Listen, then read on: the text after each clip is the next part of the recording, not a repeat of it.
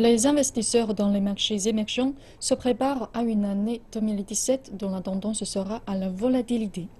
Cela fait suite à la déclaration de la présidente de la Réserve fédérale américaine, Janet Yellen, le 14 décembre, indiquant que la Fed pourrait relever ses taux d'intérêt à un rythme plus rapide l'année prochaine. La Fed a relevé ses taux directeurs en début de semaine d'un quart de point de pourcentage, la première hausse en un an et la deuxième en 10 ans.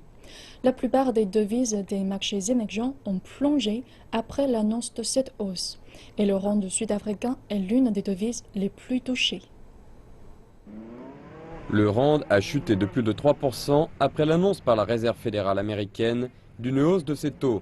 Alors qu'une possibilité de hausse était déjà attendue par les acteurs du marché, beaucoup ont été pris par surprise par les prévisions de la Fed quant à sa politique monétaire pour 2017. Ce à quoi nous ne nous attendions pas dans nos projections, c'était que nous allions avoir 3 autres hausses des taux en 2017. Des taux d'intérêt plus élevés signifient que le prix des obligations descend, que les titres valent un peu moins, que le dollar coûte plus cher car la monnaie sort des marchés émergents vers les États-Unis pour profiter des taux d'intérêt plus élevés.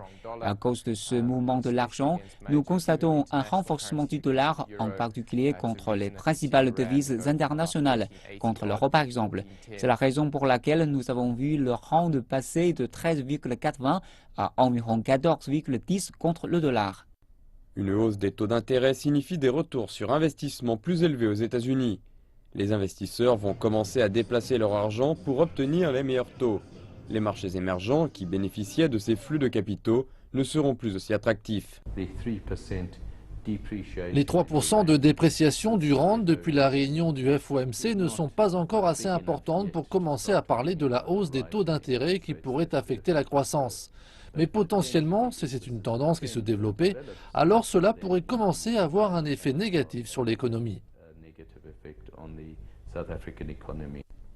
Le président élu américain Donald Trump sera également observé de près. Si sa politique de protectionnisme économique se met en place, elle aura également un fort impact sur les marchés émergents, plus particulièrement au niveau du commerce avec l'Afrique.